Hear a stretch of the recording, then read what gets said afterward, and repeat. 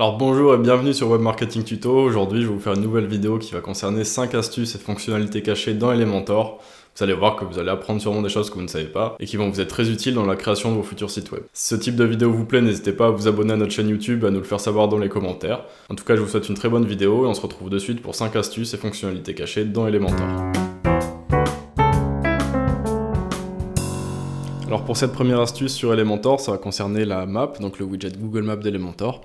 Comme vous le savez certainement, il est assez peu personnalisable en termes de couleurs. On peut un petit peu jouer avec la saturation, la teinte ou autre, on ne va pas pouvoir lui donner une couleur très précise.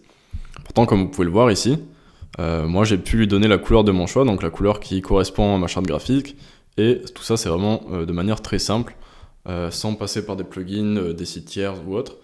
Ça va vraiment tous jouer en quelques clics sur Elementor, et je vais vous montrer ça de suite. On va donc venir sélectionner notre widget Google Maps, ici, qu'on va venir glisser.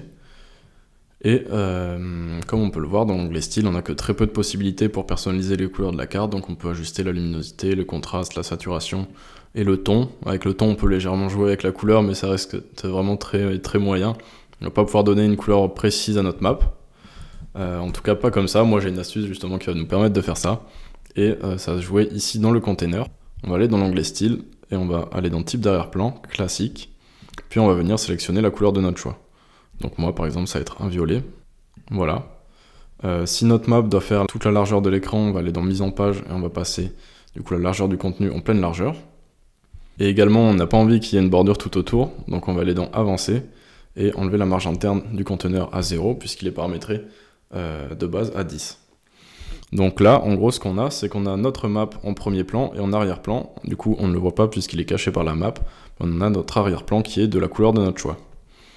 Maintenant, pour faire ressortir cette couleur, on va aller du coup sur notre widget map, ici. Dans les filtres CSS, on va aller dans la saturation et on va la baisser, comme cela. Puis maintenant, on va aller dans l'onglet Avancer. On va ajouter une classe CSS à notre widget. Donc on va l'appeler par exemple map-color. On va copier cette classe et on va aller ici dans le CSS personnalisé. On va ajouter un point, puis coller notre classe CSS. On va ouvrir une balise et ajouter du coup le code mix blend mode. Voilà celui-ci. Et ici on va le passer en hard-light.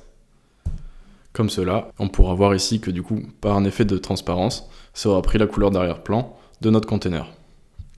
Maintenant, on peut également aller dans l'onglet style et ajouter ou diminuer un petit peu le contraste, jouer un petit peu avec la luminosité si on veut que la couleur soit plus ou moins prononcée. Et on va pas jouer avec le temps, ça ne changera rien. Mais vous avez compris, on peut un petit peu adapter plus ou moins notre couleur. Également, si je vais dans les paramètres de notre container, on peut voir que si par exemple j'ai envie d'avoir une map plutôt bleue, comme cela, ça va vraiment s'adapter à la couleur qu'on a sélectionnée. Maintenant, on peut voir qu'on a une map qui est toujours interactive, qui fonctionne toujours très bien, et du coup qui va pouvoir s'adapter aux couleurs de notre choix. En tout cas, c'était tout pour cette première astuce, on se retrouve directement pour la deuxième. La deuxième fonctionnalité, ça va concerner le formulaire de contact. Donc cette fonctionnalité, ça va nous aider justement à drastiquement réduire les spams, voire carrément les enlever. Comme vous le savez, si vous avez un formulaire sur Elementor, souvent il y a beaucoup de bots, ou en tout cas de robots qui nous envoient des mails un petit peu non désirés, et qui vont un petit peu polluer notre boîte mail, alors que justement en général on a tendance à vouloir garder notre boîte pro assez clean et pas se faire polluer par des spams. Donc avec cette astuce vous allez voir que ça va vraiment énormément les réduire. Donc pour ça on va se rendre dans notre formulaire. Alors déjà, chose qu'on peut faire, ça va être d'utiliser un CAPTCHA, donc reCAPTCHA v3 et le configurer, mais ça n'enlève pas tous les spams. Moi ce que je vais vous montrer ça va être pot de miel. En fait ça va être un honeypot, donc un pot de miel, et ça va nous permettre de créer des champs qui vont être invisibles pour les visiteurs lambda, mais pour les bots, eux ils vont le voir du coup dans le code comme un champ à remplir, et si ils remplissent ce champ, du coup ils vont directement se faire attraper dans le pot de miel, entre guillemets, et ils vont être considérés comme spam et le message ne va pas être reçu sur votre boîte mail. Pour cela, donc on va ajouter un pot de miel ici, et on va lui donner un libellé qui va être un libellé crédible. Par exemple, ça va être téléphone, comme cela. Et pour maximiser l'efficacité, on va en utiliser 4. Voilà, on va le dupliquer, on va donner par exemple en libellé ville, pays et âge par exemple. Vous pouvez mettre vraiment ce que vous voulez, mais le but c'est que ce soit vraiment des champs qui sont crédibles. On va les passer bien sûr avant le message, et comme vous pouvez le voir au niveau du design et au niveau de l'interface, ça va rien changer, mais pour des bots, eux vont voir ces champs, mais s'ils se font prendre sur l'un d'eux, l'email ne va tout simplement pas vous être envoyé, et ça va réduire drastiquement les spams. Alors pourquoi utiliser 4 honeypots et pas un seul? Moi en général j'ai remarqué que si on avait 3 ou 4, c'était vraiment plus efficace qu'un seul, même si un seul c'est déjà efficace. En fait si vous en avez 4, ça va un petit peu maximiser les chances. Après ça va pas changer grand chose si on en a plus, 10, 20, ça va être un peu trop. Mais 3 ou 4 pour moi c'est vraiment la chose la plus optimale à faire. Et si en plus de ça vous avez un captcha, là ce sera parfait, vous aurez quasiment plus de spam. Enfin, c'est vrai que j'ai des formulaires de contact qui reçoivent plusieurs spams par jour, et cette technique ça a vraiment énormément aidé à les réduire. J'en ai quasiment plus, voire plus du tout. Donc voilà, c'est vraiment quelque chose que je vous conseille de faire sur tous vos formulaires de contact. Alors la troisième astuce que je vais vous partager, ça va être d'avoir des éléments un petit peu volants comme ça, qu'on va pouvoir animer et qui vont pouvoir réagir au défilement de la souris ou autre, qui vont pouvoir tourner en fonction du scroll, et qui vont être indépendants des différents éléments de nos autres images, et pouvoir être placés n'importe où. Voilà, par exemple, je peux aussi bien le placer ici, que ici, que ici. Et ça, c'est vraiment super simple à faire, et ça peut vraiment donner un rendu vraiment super impressionnant à votre site, et vous permettre de vous démarquer un petit peu via le design et via des choses assez sympas et ludiques, on va dire, à faire sur votre site. Donc pour faire ça, ça va être très simple. Bon, déjà, je vais vous montrer ici, je vais supprimer les différentes formes. Et pour ajouter ces formes, on va tout simplement ajouter une image, comme ça, ici, et je vais venir sélectionner ma forme. Voilà, par exemple, si je veux sélectionner celle-ci. Maintenant, je vais aller dans les paramètres avancés. Alors moi, pour les formes, j'ai utilisé un SVG, mais ça peut être très bien un PNG que vous avez fait sur Canva ou sur n'importe quel logiciel de design. Et pour du coup la faire passer où on veut, on va aller dans Style, passer la largeur à 100%, puis on va aller dans l'onglet Avancé, et largeur, ici on va la mettre en personnalisé, puis en pixels, et là on va pouvoir du coup gérer sa taille au pixel près. Ensuite, pour la faire passer et la placer un petit peu où on veut, on va aller dans Position, Absolue, et là du coup, comme vous pouvez le voir, on va pouvoir la déplacer où on veut, et même ici, plus précisément, au pixel près, comme ça, en hauteur à l'horizontale et à la verticale, on va pouvoir la mettre en bas de la section ou en haut de la section, et à droite de la section ou à gauche de la section. Maintenant ça c'est fait, mais bon, c'est bien sympa, mais voilà, ça a assez peu d'intérêt comme ça, puisque ça aurait pu très bien être une seule image qui intègre cette forme et cette forme. Donc pour ça, on va un petit peu l'animer pour lui donner justement ce côté un peu volant, ce côté d'élément volant et qui s'anime. Donc on va aller dans Effet de mouvement, et on va activer l'effet au passage de la souris.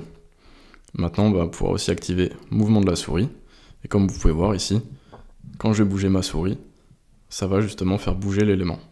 Donc là déjà on a quelque chose de beaucoup plus interactif et beaucoup plus ludique avec votre site, et ça ajoute vraiment une dimension sympa, et ça donne quelque chose de moins statique par rapport à ce qu'on peut voir en général sur les sites web. Là ça donne une animation vraiment très simple, mais avec un effet waouh. On peut également aller dans les effets de défilement, par exemple aller dans rotation, et ajouter une rotation de 0,8, comme ça, lorsque je scrolle sur la page, l'élément va tourner. Là j'ai ajouté une rotation, mais ça peut être très bien un défilement horizontal, où l'élément voilà, va défiler comme ça de gauche à droite, et encore tout un tas de possibilités. Donc voilà, c'est comme ça qu'on peut faire ça. Maintenant je peux même le dupliquer, et aller le mettre là, et utiliser un autre élément volant, par exemple un cercle, comme cela. Et là voilà, j'ai notre effet avec nos deux éléments qui volent. Ça peut vraiment vous donner des idées pour rendre vos sites un peu plus dynamiques. Alors notre quatrième fonctionnalité cachée dans Elementor, celle-ci ça va être du coup les onglets. Donc j'ai déjà fait dans le premier épisode des fonctionnalités cachées d'Elementor, où je vous parlais justement de l'accordéon et des onglets qui sont assez limités puisqu'on peut mettre uniquement du texte, mais je vous avais donné une astuce avec des modèles et des shortcodes pour pouvoir mettre ce que vous voulez à l'intérieur. Parce que bien sûr on ne peut placer uniquement que du texte, et donc ça peut limiter pour certains designs. Pourtant, moi, comme on peut le voir ici, j'ai pu placer un petit peu tout ce que je voulais dans les onglets. Et pareil, du coup, dans l'accordéon, on peut mettre vraiment tout ce qu'on veut. Et depuis les mises à jour récentes d'Elementor, du coup, on a de nouvelles possibilités. Du coup, intégrer directement à Elementor qui vont nous permettre de faire ça beaucoup plus simplement et qui vont vraiment pouvoir pousser un petit peu toutes les limites de plusieurs widgets d'Elementor. Et ça va être les éléments imbriqués. Donc pour ça, on va aller sur le tableau de bord WordPress. On va aller dans Elementor, Réglages, dans Fonctionnalités. Et ici, on va descendre jusqu'à éléments imbriqués qu'on va placer en actif. Puis on va descendre et on va enregistrer. Alors je précise qu'il faut avoir les containers Flexbox d'activer pour cela. Alors maintenant, si je retourne sur cette page, comme on peut le voir, lorsque je clique sur l'accordéon et les onglets, on peut voir que ça nous dit qu'on modifie actuellement un widget dans son ancienne version. Donc si maintenant je reprends l'onglet par exemple, que je viens de glisser ici dans une nouvelle section, on peut voir qu'on va avoir à chaque fois des onglets différents et qu'on peut ici intégrer tout ce qu'on veut dedans et ajouter des sections comme on le souhaite. Voilà, par exemple si on veut avoir un container de couleurs et qu'on veut ajouter les widgets de notre choix dedans, par exemple une image, puis un titre et par exemple du texte, voire même un bouton, c'est possible. On peut vraiment personnaliser chacun des onglets comme cela et faire de même pour chacun des onglets. Donc moi c'est ce que j'ai fait ici, comme vous pouvez le voir, on peut ajouter une image là, du texte, des listes d'icônes, tout ce qu'on veut vraiment, et ça peut nous permettre de faire des onglets super chouettes. Ça va être le même principe pour les accordéons. Ici, alors si j'ajoute un accordéon, voilà, on peut ajouter dedans tout ce qu'on veut, des sections, comme on le souhaite, vraiment sans aucune limite, et ajouter tous les widgets que l'on veut. Également, autre chose super sympa, si on active les éléments imbriqués, on va avoir un nouveau widget qui va apparaître, ça va être le widget carousel. Celui-là qu'on n'avait pas avant justement, on va pouvoir faire des carousels avec des containers justement, et ici en mettant tout ce qu'on veut dedans. Donc ça c'était super parce que c'était pas du tout possible avant. Là on peut vraiment faire des carousels où on met par exemple si on veut mettre une vidéo là, une image ici, j'en sais rien, une map ici, et qu'on veut encore ajouter autre chose, voilà par exemple un formulaire de contact. Bon voilà, là c'est juste pour vous montrer la puissance du widget, mais vous pouvez vraiment ajouter tout ce que vous voulez dans tous les widgets que vous voulez à l'intérieur de votre widget, et ça c'est super sympa parce que ça repousse vraiment toutes les limites d'Elementor qui étaient possibles jusqu'à présent. Maintenant on peut vraiment avoir des carousels complètement personnalisés avec tout ce qu'on veut dedans. Alors notre dernière astuce dans Elementor, ça va être la possibilité de créer des widgets globaux. Par exemple, si vous avez un carrousel de témoignages qui se répète sur plusieurs pages de votre site, ce qui peut être le cas si vous avez plusieurs landing pages, etc., on va pouvoir justement faire ici un clic droit et enregistrer comme global widget. On va lui donner un nom par exemple, carrousel témoignage. On va l'enregistrer. Et ici on aura un widget global. On pourra ensuite le modifier ou le détacher. Mais si je le modifie, du coup, ce qui va être excellent, c'est qu'on va pouvoir le modifier sur toutes les pages en une seule fois. Par exemple, ici, je suis sur notre page de tout à l'heure, et je vais aller dans l'onglet Global, sur nos widgets, donc pas éléments, mais Global. Et ici, je vais pouvoir ajouter notre carrousel de témoignages qu'on vient de créer. Et là, du coup, qui s'est ajusté directement à notre widget. Donc si maintenant, je le modifie, par exemple, je vais ajouter le rayon de la bordure comme cela. Et bien si je rafraîchis notre page, on peut voir que ça aura modifié du coup sur toutes les pages où le widget global sera utilisé. Donc ça c'est vraiment intéressant si on veut gagner du temps et pas se prendre la tête par exemple. Ici typiquement c'est une bonne idée de pouvoir l'utiliser, puisque si on ajoute des témoignages, par exemple si on a de nouveaux témoignages à ajouter à notre carrousel, je sais pas un petit peu tous les mois, ou donc typiquement pour des pages de services ou d'offres, des landing pages ou autres, ça peut être très intéressant puisqu'on a juste à le changer sur un global widget et ça va le changer sur toutes les pages du coup de notre site en une seule fois, et ça fait gagner un temps fou, surtout quand on a un site avec plein de widgets qui se répètent. Ça peut être intéressant de les utiliser et ça fait vraiment gagner beaucoup de temps. J'espère que cette vidéo vous aura plu. Si c'est le cas, n'hésitez pas à laisser un commentaire ou un j'aime sur la vidéo, en tout cas de nous le faire savoir, ça nous motive à en faire plus.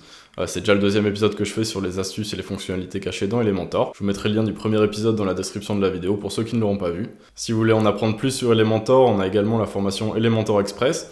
On va aller très loin dans la maîtrise de l'outil, on va également parler de web design, de référencement, de SEO, de marketing et tout ce qui gravite autour du web et qui est important, voire indispensable pour avoir un site web réussi. Et si ça vous intéresse, on a 3 heures de cette formation qui sont complètement gratuites, donc je vous mets tous les liens en description.